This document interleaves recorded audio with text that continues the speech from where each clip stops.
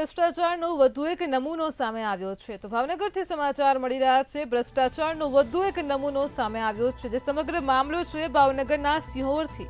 વધુ એકવાર ખાતરની થેલીમાંથી રેતી ને પથ્થર નીકળ્યા છે।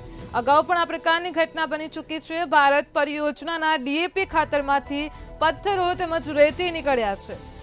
ભડલી ગામે 2 દિવસ પહેલા જ ખાતરમાંથી પથ્થરો નીકળ્યા હતા। તો ફરી એકવાર ભાવનગરના સિહોરથી ભ્રષ્ટાચારનો વધુ એક નમૂનો સામે આવ્યો છે। ભાવનગરના ધરતીપુત્રો સાથે છેતરપિંડી થઈ રહી છે। મારું નામ ગોયલ મહેન્દ્રસિંહ, ગામ કનાડ, તાલુકો સિહોર। હું આ ડીએપી ખાતર લાવ્યો હતો, ભારત ડીએપી આપણે એમાં નકરા પાણા ને કાળું મસ ખાતર પાણીમાં નાખી તો ઓગળતું નથી, રેતી જ છે માલ પર, અને પાકું બિલ આપતા નથી।